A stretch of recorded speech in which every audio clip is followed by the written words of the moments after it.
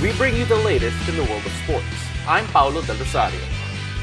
We give you the conversations you want to hear from your favorite icons and athletes. I'm Zihir Basho. In tonight's Game Plan, we'll meet some of the newest voices of UAAP Season 84 Women's Volleyball, Aduke, Ogunsanya, and Ayel Estrañero. Then the Jello Vito returns to give his latest hot takes on the NBA Conference semifinals. How far can the Sixers go without Joel Embiid? And we'll go inside the game of our Philippine Jiu-Jitsu team as Meggie, Ochoa, and Coach Alan Ko gives us the latest on their preps for the 2021 Southeast Asian Games. Buckle up, sports fans. Let's get in the game.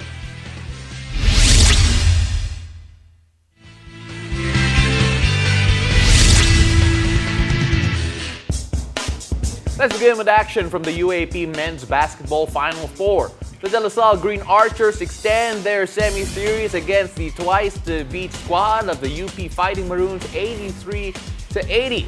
La Salle and UP will now have a do-or-die match for a final spot on Friday, May 6th. Now, happening right now is a face-off between top-seeded Ateneo Blue Eagles against the 4th-seed FEU Tamaraws. And at the moment, Ateneo lording a big lead over the FEU Tamaraws. Let's see whether or not they can catch up.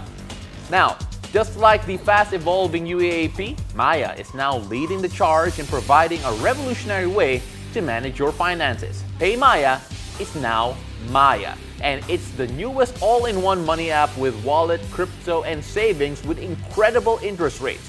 Maya is also the easiest way to learn, buy, and sell crypto without ever having to leave the app. Now, want to know more? Let's watch this.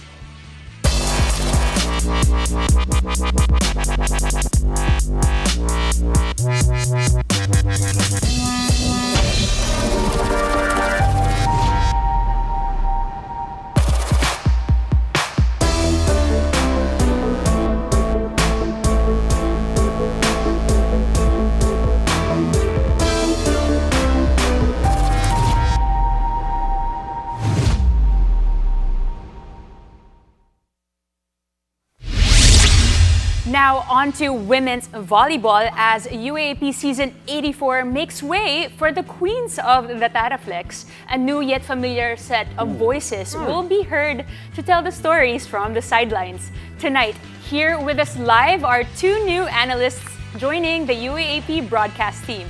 We have the UAAP champion Aduke Ogunsanya and dubbed as Miss Anyone for her versatility, Ayel Estrañero. Yel, Duki, congratulations and welcome to the game. Thank you po. Alam mo, we're so used to seeing these two on the court. I love the fact that we get to hear them talk and talk about volleyball. Z, get us started here. Yes, kasasabi lang natin, Miss Anyone. Ayel, I wanna ask you, unang-una, how does it feel?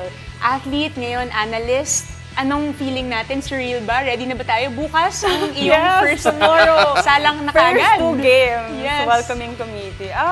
It's very exciting because definitely it's a new experience. So it's something new and I'm pretty sure na with this new experience there will be growth. But at the same time, it's a whole lot new perspective, new experience. So medyo kinakabahan din. But no, we have seniors with us really guiding us all throughout. Duki, how did it feel nung nalaman mo na gusto ka na lang maging analyst? And of course, ano yung reaction mo when you first heard of it? Well, the first time na they called me, the first thing that they said na, we want your personality. Yes. Yeah. I can't wait. Since you're analyzing, parang they want me to showcase my personality when I analyze the game. So, I feel like the experience will come smooth na lang if I do that. So, pressured ako, but at the same time, excited. Oh, grabe. And yung personality, especially kung personality yung hinahanap, I think Duke and Yel are really, swak talaga doon. And I can't wait. Yeah. Alright, so alam natin, athletes may training yan sa court. How about ngayon naman, as analyst, how did you prepare for this new role? Ayel? Okay. Si Duki na. Duki na muna. Well, they were helping us naman in preparing and everything is in line naman with our schedule. So told them kung ano oras yung training namin, stuff like that. And then sila na yung nag-adjust dun sa sinabi namin. Ano naman, Jel? We had a couple of simulations before the year started. So we had simulations with senior anchors and analysts. So it was at first, nagulat ako sa experience kasi syempre we're players. So we're supposedly alam namin kung anong gagawin, anong sabihin. But I was very much surprised that it's harder than it actually is. So it's quite challenging to explain it, the rallies and all. But at the same time, syempre, may bago pa rin natututunan. So it's really the learning process that's very much exciting in this sport. Talk about exciting. What are you most excited about? From your own personal experience, of course, being able to get to do this, and of course, from what we're going to see this Taraflex. What's very exciting for me is getting to know the players this season, seeing them showcase their talent and at the same time showcasing their mental toughness. Because sometimes you're focused more on the physical side, skill side, and what's really exciting now, yun din, yung makita natin yung mental side of the game. Well, Duki, talking about getting to know some of these players kasi ang dami nating di kilala. Yes. How excited are you to get to know them, especially since we have to introduce everyone to yung broader volleyball audience natin? Well, first of all, we have to acknowledge na 2 years nga nawala yung volleyball in the Philippines. Yeah. Kasi, in everything. Kasi nga, pandemic. But then, I'm just excited kasi these are new players, new faces, new talents na makikita natin. Those old players na nakasanayan natin, they're not in the UAAP. Not in the UAAP, they're not in the UAAP anymore. And yung experience nila, bale parang medyo wala pa talaga. Experience lang siguro nila is nung high school. So yeah, I'm excited. Alright, so Ayel, yun nga nabanggit natin, tomorrow, first 2 Yes! games, ikaw kagad. Paano yung mindset coming in? Would you have a ritual siguro before coming into the venue tomorrow? Rituals that you want to establish. Ayun, kasi wala pa di ba? Yeah, Oo. so honestly, I really don't know what to expect. But Okay. I've been trying my best to practice.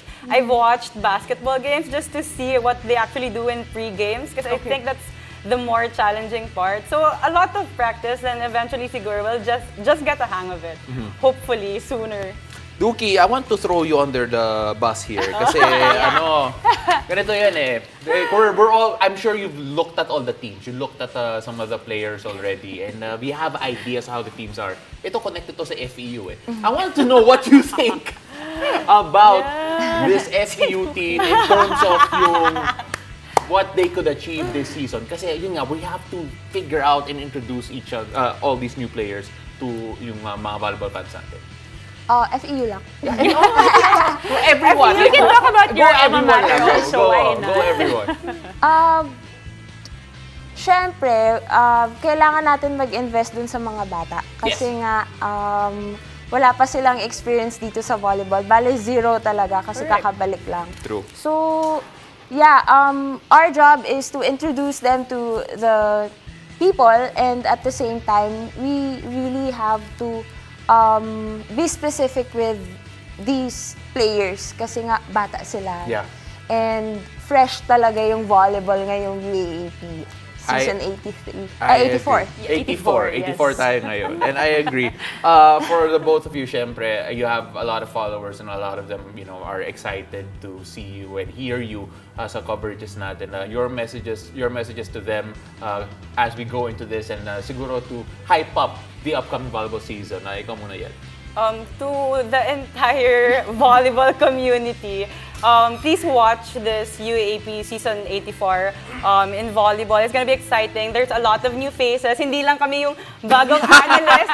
There Yes, will be that's a true. lot of analysts That's true. Yes. from previous UAAP seasons. And it's gonna be exciting. Hindi lang yung players yung makikilala nyo. At the same time, kami din na previous players from the UAAP who will be as analysts in this season. Duki? Let's all support each and every team kasi it's gonna be exciting and let's give our 100% support din sa mga bagong players Because talented sila. That's all I can say. Talented talaga sila. And matatangkad. Iba yung pagkain nila. Diyos ko. Iba yung That is true. That is 100%. I've Iba seen talaga a yung few of the pagkain players. nila. Tama. Well, yeah, even me with my size, I'm actually kind of short. Pero okay, girls, thank you very much. We can't wait to hear the both of you over the course of our volleyball season, and of course, can't wait to see the action back in the UAAP. All right, so after the break, Jello Vito returns to give his latest hot takes on the NBA Conference semifinals. How far can the Sixers go without Joel Embiid? Stay tuned. You're watching the game.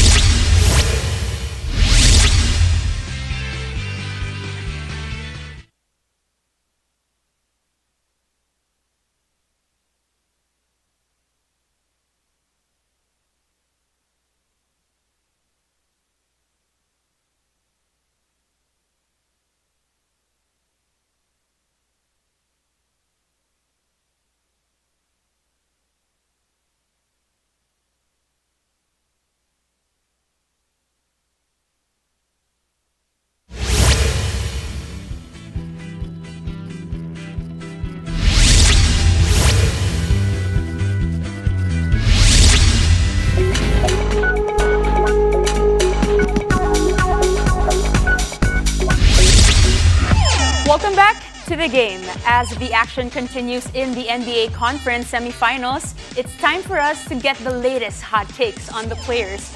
From the game's Mr. Hot Takes himself, Mr.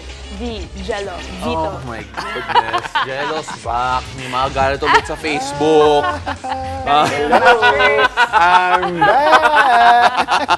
Favorite. Oo. Okay, so ganito yan, Z. I did not read I any know. of the hot takes.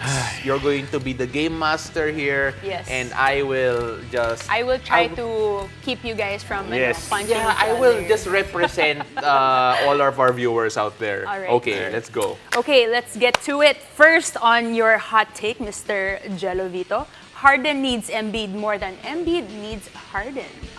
Okay. Pa-explain muna. Okay. Pa-explain. Oh. Again, this is the time for James Harden to prove himself dahil wala nga si Embiid. Yes. But then again, kahit nandiyan na si Embiid, come playoff time, where was Harden? We were always looking for him during the playoffs kahit saang team siya pumunta. Yeah. And right now, like in this previous game, the game 1 against the Heat, he scored 16 points, 7 rebounds, and I think 5 assists in 32 minutes of play. Yeah. As someone who's they're calling the second star for the Sixers, bakit yun lang yung kaya niyang gawin? Okay. But, I look at si Harden and then, of course, him needing Embiid and, of course, more than Embiid. Can we honestly say na kaya ni Embiid na mag-isa kahit wala si Harden? Yes. Like, you feel Yes.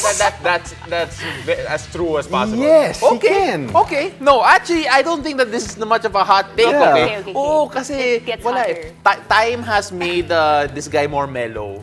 And Oh, I'm wow. looking for hotter Hot takes. takes. Okay, okay, okay, All right, okay. let's go on. There's 3 more. Okay, Okay. relax lang, Pao. Okay, next. Galit eh. Grizzlies are not yet ready for the big-time games. Okay, Yan let's go. na, yan ang Let's hot go. takes na hinahanap mo. Ito hanap Okay. ko. Oh. All right. Yes, they won against the Warriors this morning. Okay. But dahil lang naman kay James Harden. Kay Ja Morant. He scored 47 points. The next guy who scored was who? Jaren Jackson, 12 points. They need a second star. And I think Desmond Bane should be that second star. Pero ano yung ginawa niya? In 32 minutes or 33 minutes of play, he just scored 5 points. Pero that's why the Grizzlies are ready for big-time games because of Ja Morant. Because Okay. of one guy, do you think he will win the series just because of one guy? Lalo na against the Warriors? Oh, kung manalo Relax. si Ja Morant dito, okay, I'm not even saying na they're going to win a championship, but then that will, look, again, it's tied 1-1. Okay. They could have been 2-0 up had that last layup in game 1 made it, okay? Okay. They're always in the race, and Ja Morant is proving to be a generational talent who could be the guy. But, I digress. Okay. Basically, sinasabi ni Blood Pao, pressure, tamba okay. lang yung last game. Okay, relax. Okay, let's Dalawa go, pa, let's go. Third, okay, you have to explain this further, Jello. Players need to decide the game, not the referees. Ito hindi to hot take. this is Ito, more of like- I like We this. agree, Okay, we go, agree. This go, is more go. of like a player or a fan type of take. Kasi as a fan or as a player, you want consistency from the refs. Okay. All of these tiki-taki fouls, all of those, yung mga unnecessary na we think as a fan and as a player na unnecessary na tawag ng flagrant fouls against players. As a player, parang yung momentum mo when playing the game napuputol just because of one call. Yeah. Games are Okay. decided because of one call. Yeah, and for me, the people come to see the players and not Not the refs. Exactly. Right? Oh, Yun, nag-agree kami ni Pao. Nag-agree Now, kami. kiss and make each up. other High five kayo, guys. sentences. Hug it out. Okay. Alright, Pero, alright. may isa pa. Okay, ito pa, our friendship will be ruined siguro. Grabe Tingnan naman. natin. Okay. Number 4, hot take, the last but maybe not the least. Now is the time for Phoenix to win it all. Yes. Okay, go. In terms of the management side of things, kaya ako sinabi na now's the perfect time kasi in terms of the contracts of the players, Ayton and Cam Johnson, 2 of their best players, I must say, Yeah. are up for contract extensions. And for sure, they will ask for more money come off-season in the next 2 seasons siguro. And then, on top of Bridges and on top of D-Book and CP3, and hindi pa natin sure if CP3 would sign another year with them. Yeah. And again, in order for them to really go all in, I really think that D-Book and CP3's minutes need to be balanced out. Actually, I don't think that's a hot take, but I will try to turn this into a hot take. Is this Chris Paul's time to win it now? Yes. Wow, okay. Yes. You see, It's right. It's right, kasi age is coming up. Age, yeah. Let's see what happens. Jelavito, Mr. Hot Takes, with one pretty spicy take and others that are, mild, At least uminit si Pao. Yeah. Si Pao kahit pa. Minute dito sa That's studio, what's guys, eh. important. So, you should be between us and not Oo there nga, in the next corner. time, next time. Okay. All right. So, when we return, we'll go inside the game of Philippine Jiu-Jitsu champ Meggie, Ochoa, and Coach Alan Ko as our national squad looks to defend the Jiu-Jitsu throne at the 2021 Southeast Asian Games. Keep it here. You're watching the game.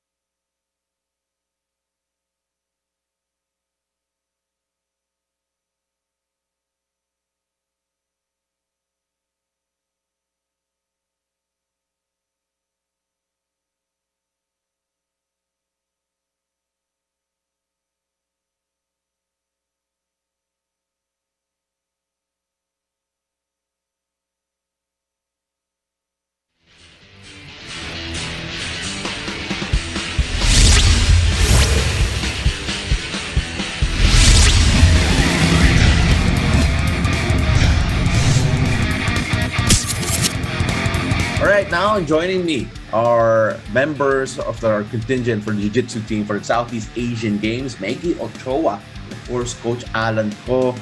Thank you for joining us here on the game. Coach Alan, I want to start with you kasi we're too familiar na with Meggie. We don't really want to hear from her.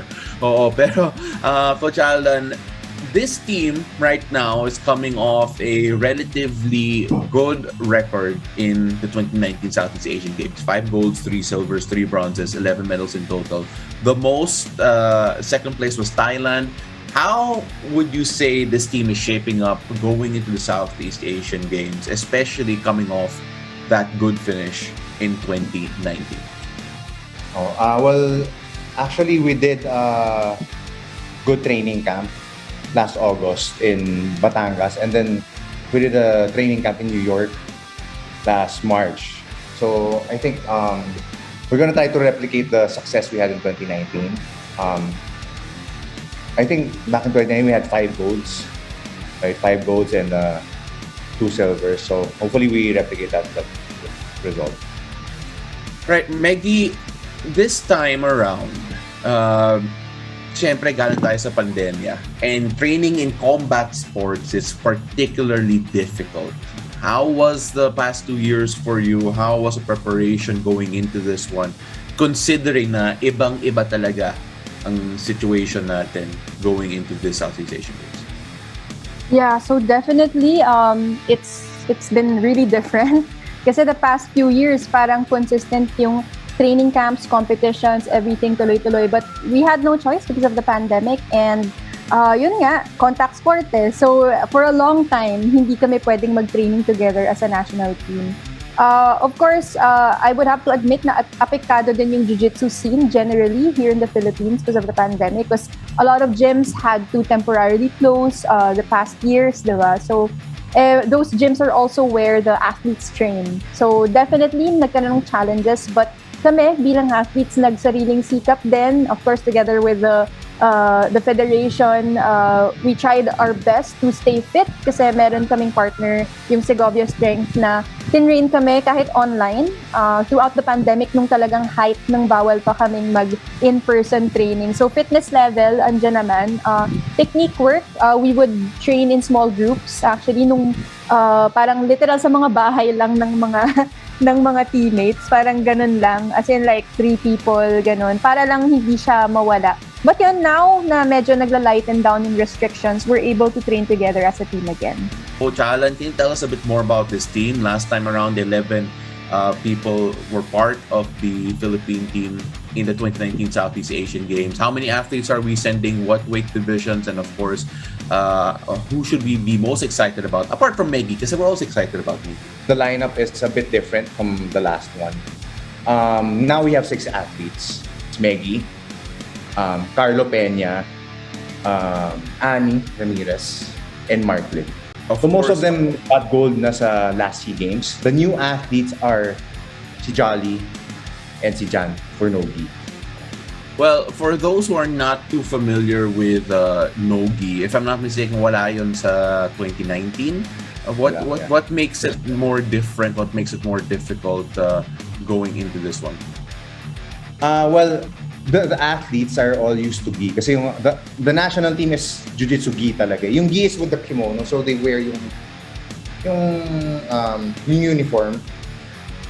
Yung no-gi is without the uniform, so they just wear a rash guard and shorts, which is kumbaga parang it's a totally different game from gi. Kasi wala na yung grips eh. So yung 2 athletes natin that we're sending for no-gi, they had to learn a whole bunch of new stuff. So now I think I would say they have a really good chance sa SEA Games. Meggie, what does it mean to represent the country in the Southeast Asian Games? Obviously, this is not your first run around. How much does this matter to you personally, the Southeast Asian Games as a competition?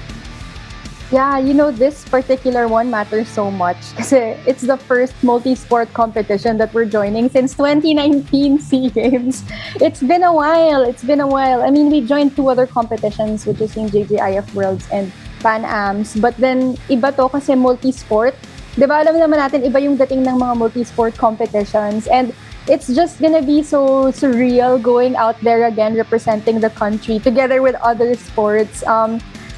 truly, it's an honor always. And yung SEA Games, our country values it so much. And sa akin, parang I really value that privilege to represent the country. And hopefully, we get to do what we did nung 2019. But we'll give our best for sure. Well, we're all looking forward to that. And Coach Alan, obviously this Southeast Asian Games, multi-sport, and we're still, of course, wondering what the schedule will be like for the rest of the Jiu-Jitsu team for the rest of the year. Could you give us a brief preview siguro of how the rest of the year will look for the entire team? Okay, well, so far, yun nga, we have yung SEA Games. Yung gi competitors will be fighting on the 14th of May, and the no-gi competitors will be on the 15th. Except for Mark Lim. Mark Lim will be joining the no-gi siya, but he'll be joining no-gi at the 15th. So, and then after that, we have a tryout for the national team. So everyone, the whole Jiu-Jitsu community is invited to join the tryouts. Ano siya? It's gonna be on May 28th. All right, so there you have it, scheduled for the Jiu-Jitsu team. And of course, this team is going to try and make us proud again in the Southeast Asian Games. Meggie, your message to all the supporters out there, those, wondering and curious how you all got ready for the Southeast Asian Games, and of course, hoping that you would end up the podium again. Yeah, so to everyone that's been supporting this journey, we just want to say one big thank you to all of you kasi hindi namin kakayanin. We know it's been so tough the past 2 or even 3 years. And without your support, hindi namin kakayanin magpatuloy ng laban. So we're looking forward to giving our best out there during the Southeast Asian Games. And para sa ating lahat itong laban na to. And maraming salamat ulit. Meggie, Coach Alan, maraming salamat. I really appreciate the time that you took out to tell us all about the team, especially going to Southeast Asian Games. And I'm hoping for a lot more success for the both of you and the rest of the team come your trip to Vietnam. Thank you very much.